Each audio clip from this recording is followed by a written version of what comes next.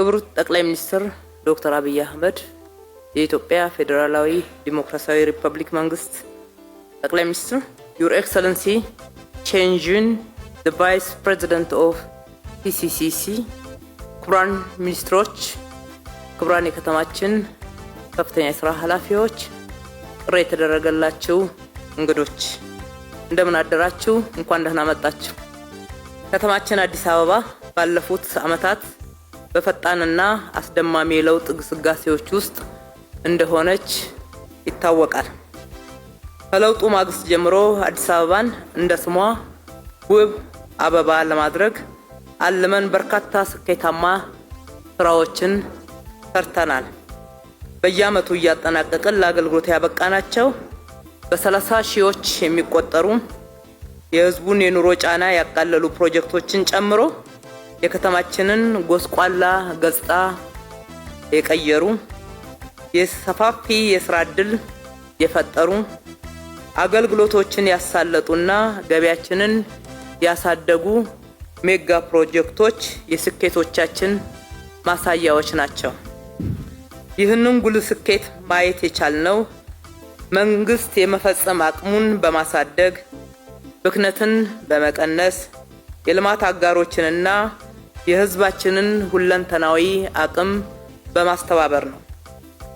ክቡር ጠቅላይ ሚኒስትር ባለፉት የለውጥ ዓመታት ፕሮጀክቶችን በፍጥነት እና በጥራት ገንብተን ለህዝባችን አገልግሎት ያበረከትንበት ከመሆኑም በተጨማሪ በተግባር ትምህርት እየወሰድንበት ፕሮጀክቶችን የመፈጸም አቅማችን በእጅጉ እየጎለበተ የሄደበት ነው። ፕሮጀክቶችም በፍጥነትና በጥራት ጨርሶ ሌላ መጀመር የሀገራችን ግንባታ አካል መሆኑን በመረዳት በማያቋርጥና ቀጣይነት ባለው የተግባር ሂደት ውስጥ ገብተናል።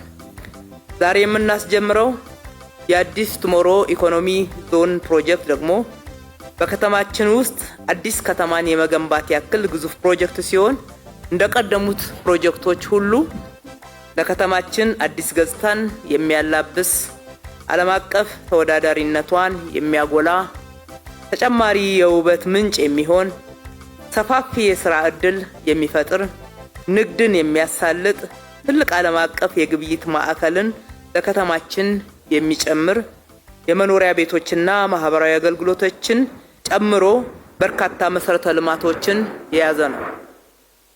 አዲስ ቱሞሮ ፕሮጀክት ከቻይናው ሲሲሲ ጋር በአጋርነት ወይም በሽርክና ሰርተን ለአገልግሎት ለማዋል የሚያስችለንን መግባቢያ ሰነድ ፈርመናል። ይህንን የልማትና ታላቅ ግዙፍ ፕሮጀክት የቻይና መንግስት ካምፓኒ ከሆነው ሲሲሲሲ ጋር በሽርክና ለመስራት የመረጥነው ካምፓኒው በዓለም አቀፍ ደረጃ ትላልቅ ፕሮጀክቶችን ሰርቶ በማጠናቀቅ በማስረከብ እንዲሁም በሚፈርማቸው ውል ስምምነቶች መሰረት ስራዎችን በተመደበላቸው ጊዜና ጥራት በማጠናቀቅ መልካም ስምና ተቀባይነትን ያተረፈ ድርጅት በመሆኑና ሀገራችን ከቻይና መንግስት ጋር ያላትን በአጋርነት የመስራት ስምምነቶችን መሰረት ያደረገ ነው። አሳለፍናቸው ዓመታት ያገኘናቸው ልምዶችና የመፈጸም አቅማችንን በጥፍ በማሳደግ በተለመደው 24/7 የሥራ ስነ ምግባር አዲስ አበባን እንደ ስሟ ውብ አበባና ለኑሮ ምቹ ለማድረግ ለአዲሱ ትውልድ ጭምር ተሻጋሪ ሊሆን የሚችል ፕሮጀክትን እያስመረቅን ለህዝባችን የገባነውን ቃል በተግባር በመፈጸም በታማኝነት በተነሳሽነትና በትጋት ማገልገላችንን አጠናክረን እንቀጥላለን።